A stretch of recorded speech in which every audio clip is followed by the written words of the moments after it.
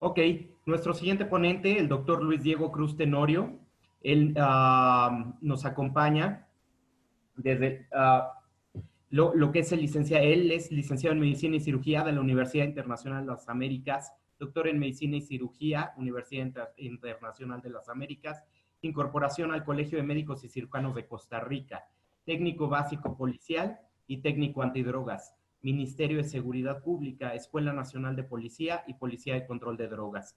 Al igual que todos los ponentes, instructor en grandes ramas, como es TCC, TSC, PHTLS, entre otras. Y vamos a ver las actualidades en shock hemorrágico. Pues, doctor Luis Diego, por favor, bienvenido. Muchas gracias, buenos días, ¿cómo me copian?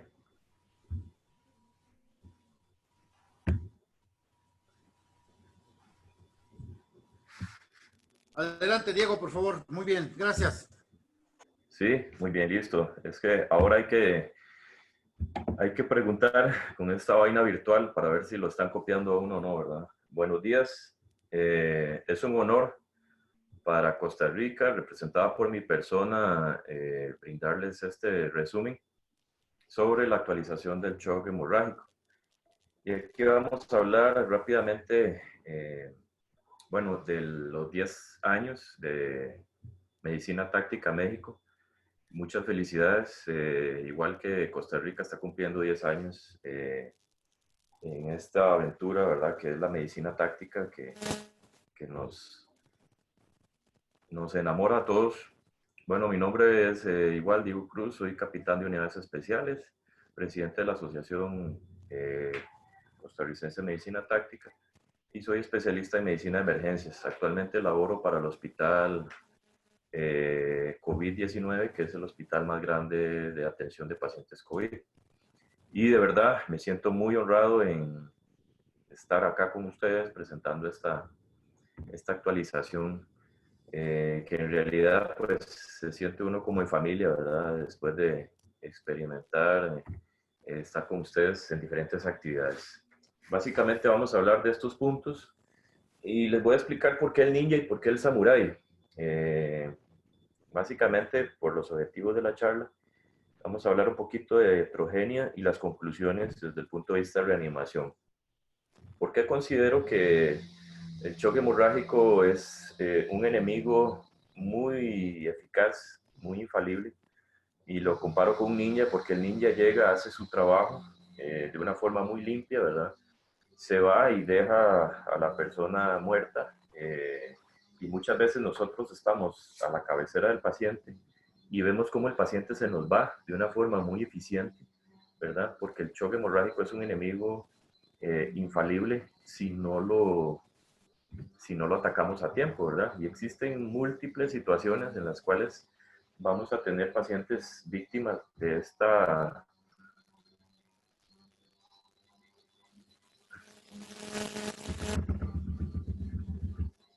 ¿verdad? Entonces vamos a tener muchísimas cinemáticas de trauma por medio de las cuales el paciente va a sangrar, ¿verdad? Y bueno, alusión a los samuráis y a los ninjas, pues los traumas cortantes, ¿verdad? Así como el armas de fuego, explosiones, accidentes de tránsito, etcétera, van a producir una comorbilidad muy importante a nivel de la salud pública, ¿verdad? Entonces, el choque hemorrágico definitivamente es una pandemia hace muchos años, ¿verdad? Que estamos teniendo en el mundo. A ver si me deja pasar acá.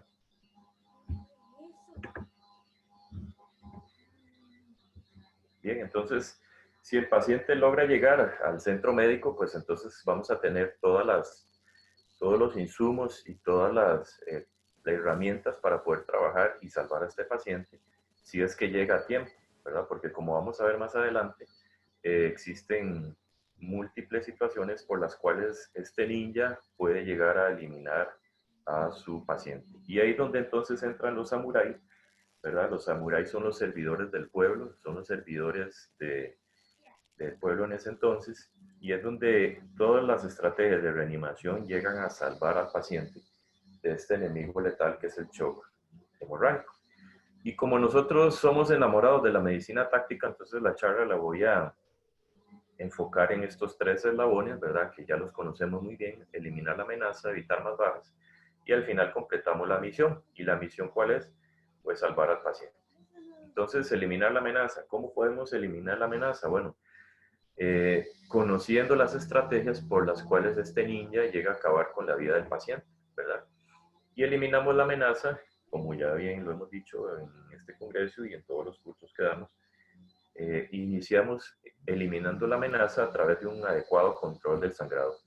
Sea un sangrado interno con una adecuada identificación temprana, o un sangrado externo, ¿verdad? Que es el que nos compete por lo general más frecuentemente.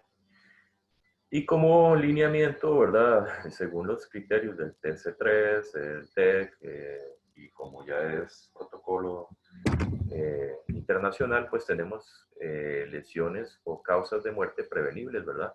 Y como pueden ver, el 61% corresponden a lesiones en extremidades, precisamente sangrado. Y bueno, eso no lo digo yo, lo dicen miles, cientos de estudios, ¿verdad?, que hablan de esto. Y básicamente, entonces, ¿cuáles son las herramientas por cuales el ninja logra eliminar a su víctima, ¿verdad? Entonces vamos a ir viendo poco a poco el sable ninja, ¿verdad? Que yo hablo primero de la acidosis.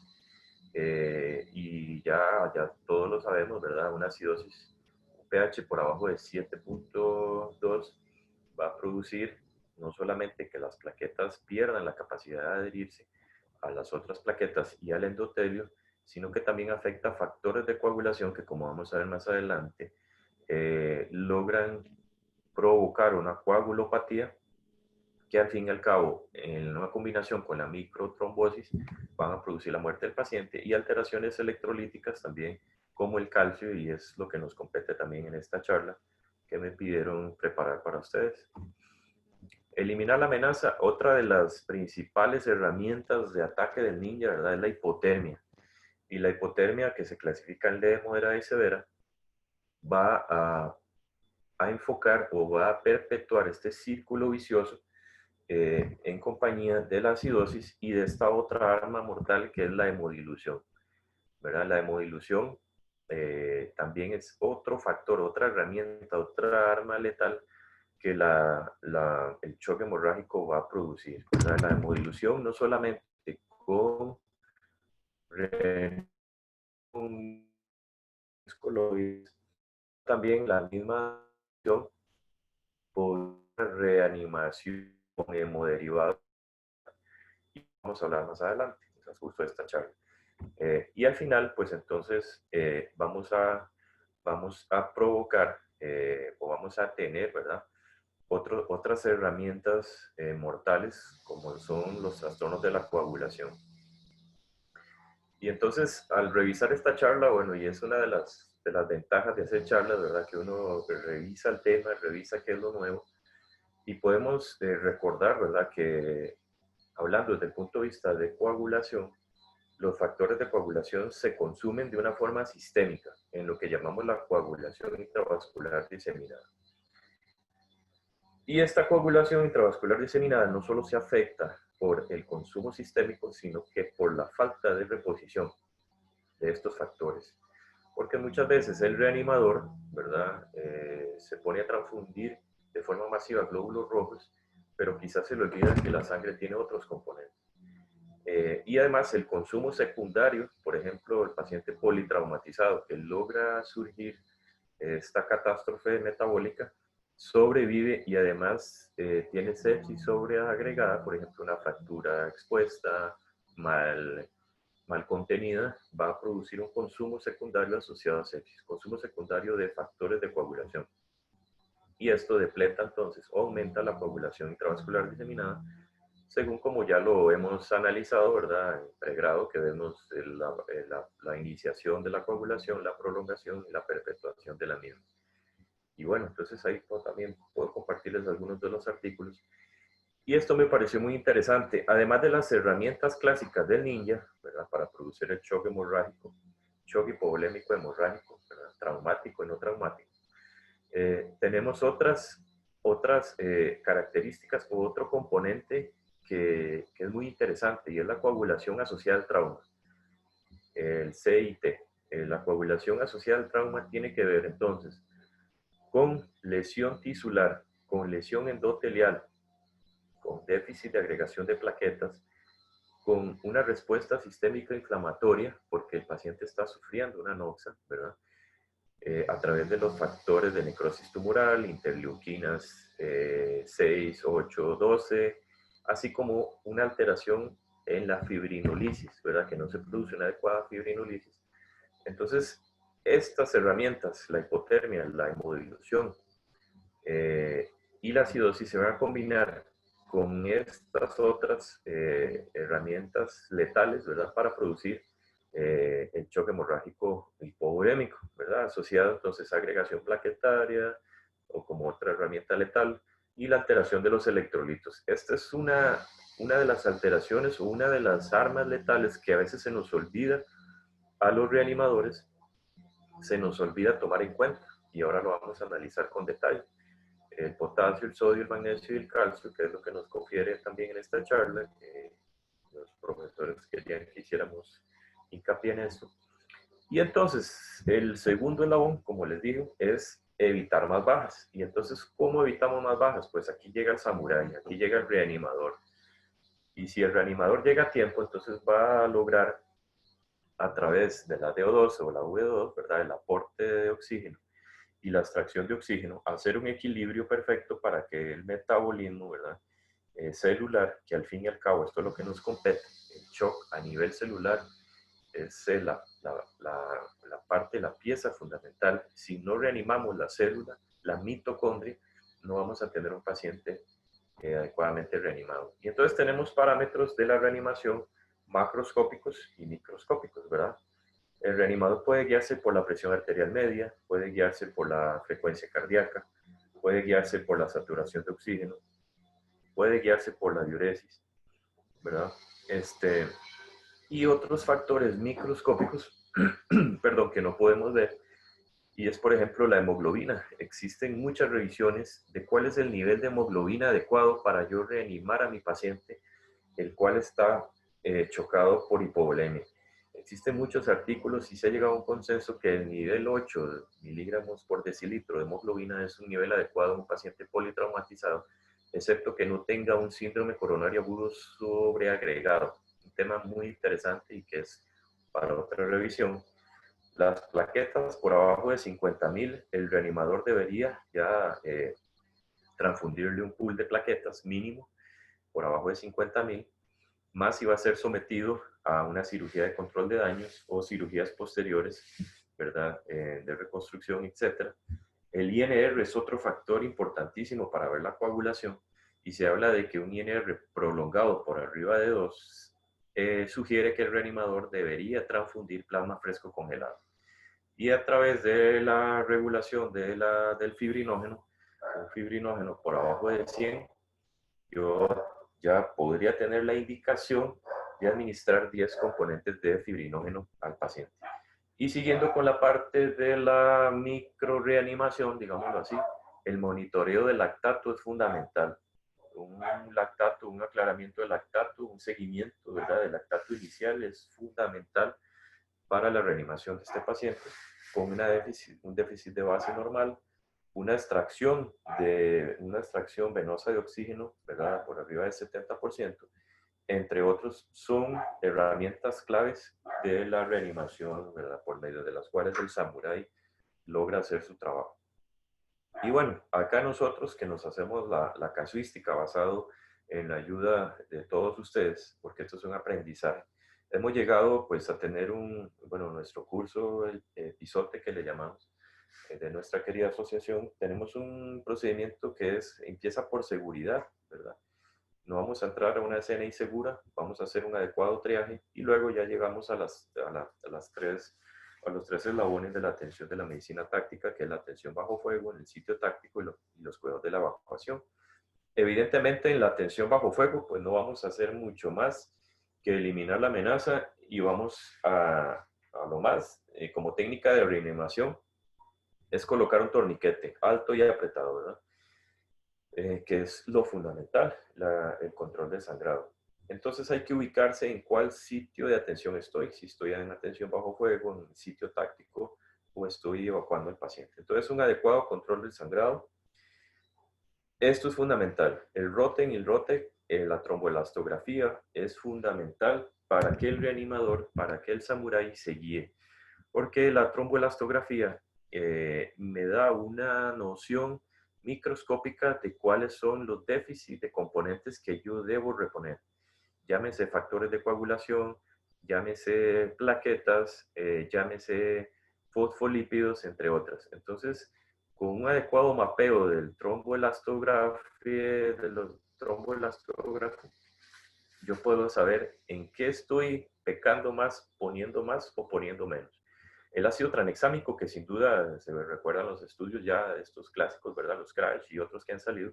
El ácido tranexámico tempranamente usado, porque el ácido tranexámico después de cierto tiempo, después de ciertas horas, no va a producir una adecuada, no va a funcionar adecuadamente y más bien aumenta la mortalidad, según los estudios.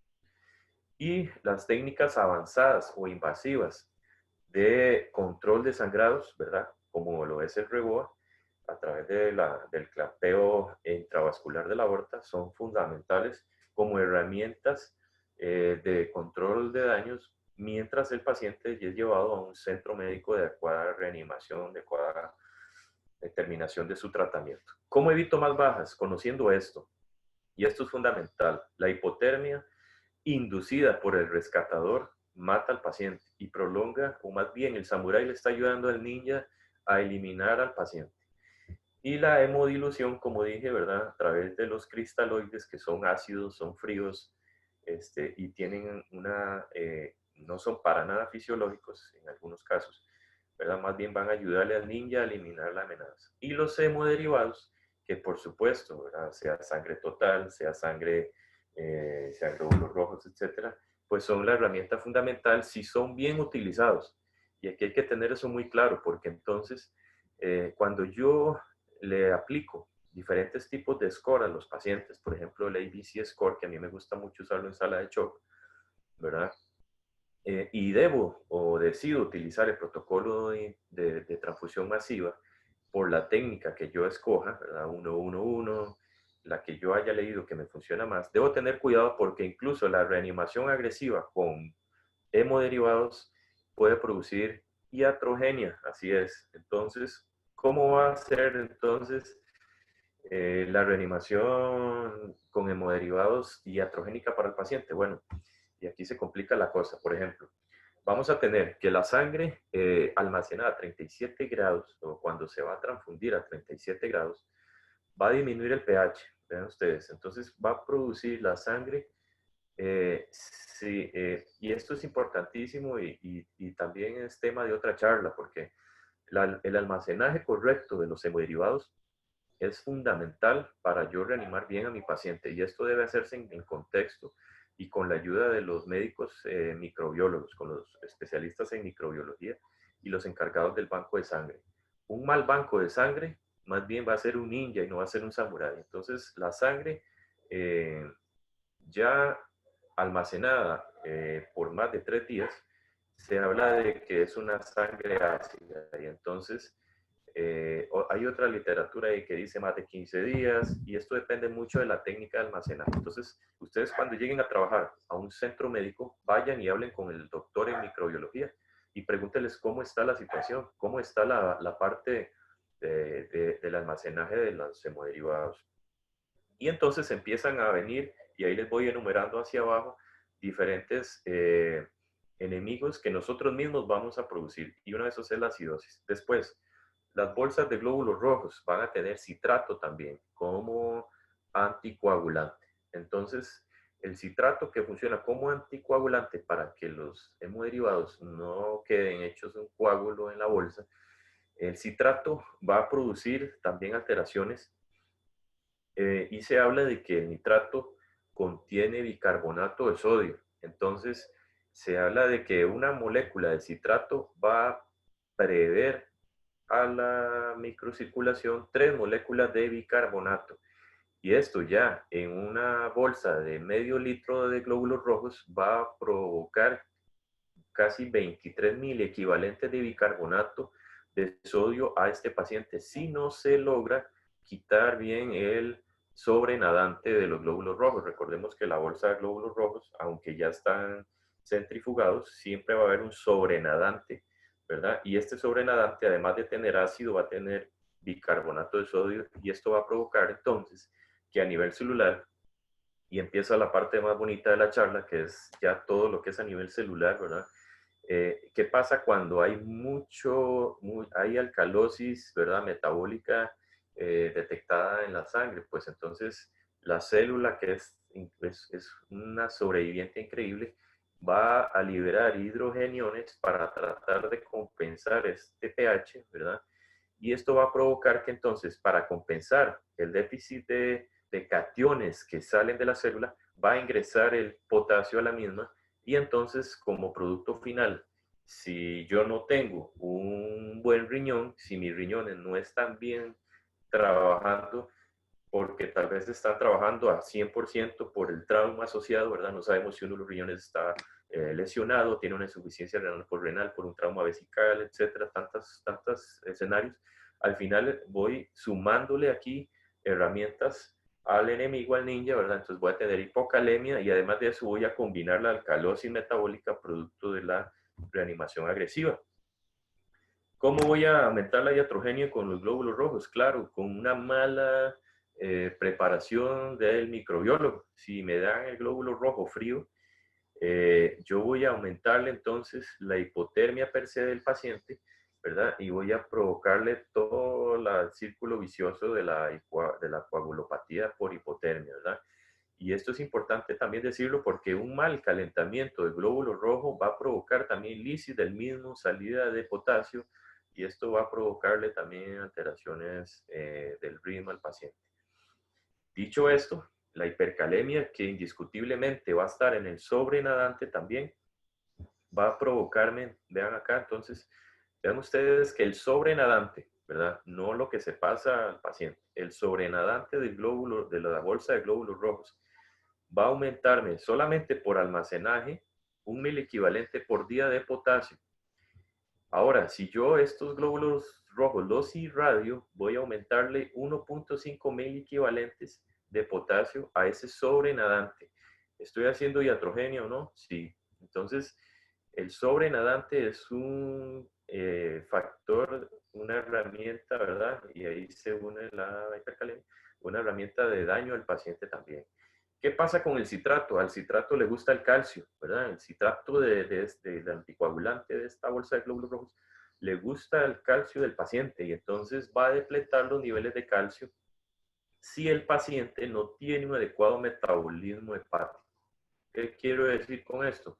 Que el citrato administrado en la bolsa de glóbulos rojos va a provocar el citrato, y el hígado va a tratar de eliminar el citrato hasta cierto punto, si el hígado está sano. Pero también si el reanimador está sumamente inyectado, ¿verdad? Como decimos acá, o está muy emocionado en su reanimación, pasándole glóbulos a lo loco, y el hígado se va a saturar. Vean ustedes que él tiene una tasa metabólica de un metabolismo, valga la redundancia, del citrato de 0.02 milimoles por kilo por minuto. Eso es lo que nuestro hígado puede metabolizar para que al final el citrato sea metabolizado y el calcio no se disminuya, ¿verdad? Y la concentración de citrato total son de 15 milimoles por litro, más o menos en proporción son de 0,015 milimoles por mililitro. Y al final entonces nos vamos a esta tabla que si pueden ver aquí abajo. Entonces, punto 2, que es el metabolismo por el punto 0,15 por el peso, me va a dar una tasa de filtración de citrato. Y vean ustedes, ya en español, para que me entiendan, un paciente de 50 kilos va a tener una tasa máxima de metabolismo por hora del citrato. Y vean ustedes lo interesante. En 26 unidades de glóbulos rojos o 9 unidades de sangre total, yo voy a tener un aporte de 66.5 mililitros por minuto de citrato. Entonces, todo esto tengo que tenerlo muy claro a la hora de pasarle hemocomponentes a mi paciente.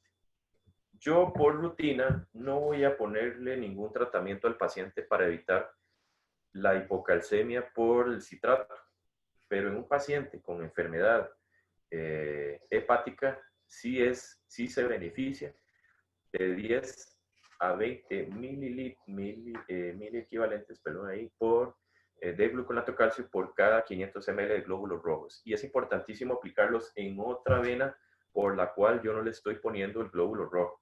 Tengo que canalizarle otra vía y le pongo el gluconato.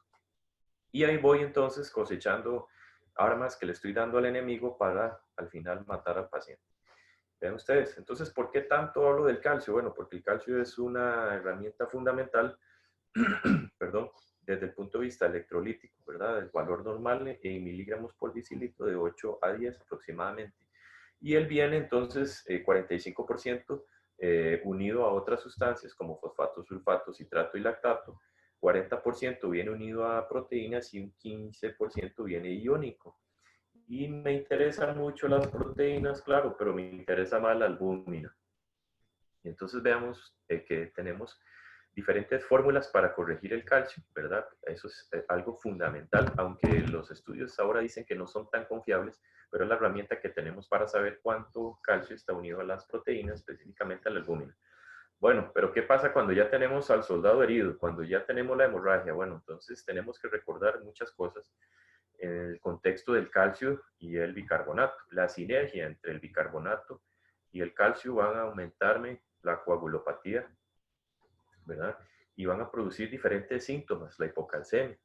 Entonces, ya por abajo de 4.3 miligramos por decilitro, el calcio ionizado, o 7.5 miligramos del calcio total, yo voy a tener ya manifestaciones neurológicas identificadas, sea clínicamente, perdón, por convulsiones, sean focales o totales, o también en el electroencefalograma, ¿verdad? Puedo tener espasmos musculares y voy a tener lesiones ya evidenciadas en el electroencefalograma.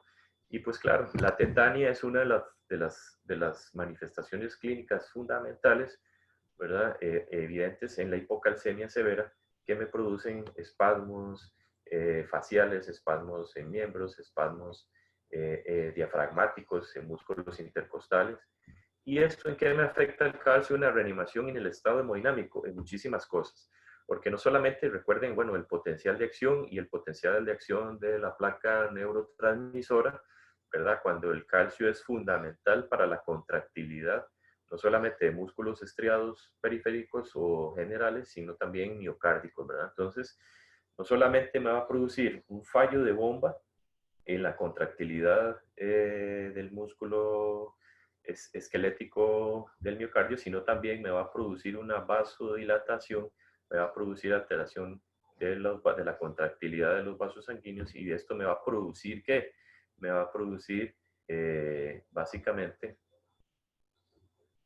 esto, alteración en el índice de cuando yo pongo cuando pongo un monitoreo invasivo, ¿verdad? Puede ser un chita, un IB1000, etcétera. Yo voy a tener alteraciones en los índices de resistencias vasculares periféricas que se logran ver en esta tabla. Y una parte fundamental que también me puede producir un shock cardiogénico de causa eléctrica es esto, que es la prolongación ¿verdad? Del QT, y me puede producir arritmias malignas, letales, como son las puntas torcidas. Entonces, estar pendiente de todas las comorbilidades del paciente antes de yo transfundir al paciente es fundamental. Vean ustedes, ya para concluir, ¿qué es lo que yo quiero que se lleven de esta charla para evitar hacerle más daño a nuestro paciente? Pues ya sabemos todo lo que el ninja logra hacer, ¿verdad? La hipotermia, la acidosis, la hemodilución, etc. Pero entonces, ¿qué es lo que nosotros debemos hacer como samuráis para combatir a este enemigo? Pues tratar la iatrogenia, evitarla.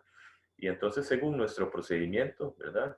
Y ubicándome en el sitio de atención donde yo esté, así voy a aplicarla, ¿verdad? No es lo mismo estar ahí bajo fuego que estar en el sitio táctico o en el hospital. El sitio táctico puede ser hasta en la cajuela de un vehículo, si yo tengo todo mi equipo de reanimación ahí.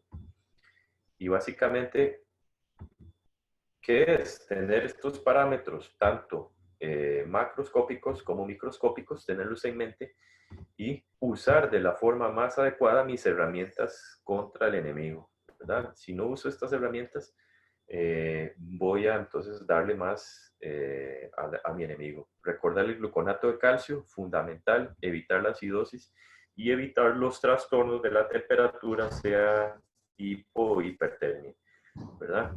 Bueno, de parte de la Asociación Costarricense de Medicina Táctica, les agradecemos, que por cierto estamos también cumpliendo 10 años. Un enorme gusto estar con ustedes. Seguimos trabajando duro para ayudarle a nuestros policías, que igual que ustedes estamos en guerra ahora con lo del bendito COVID, ¿verdad?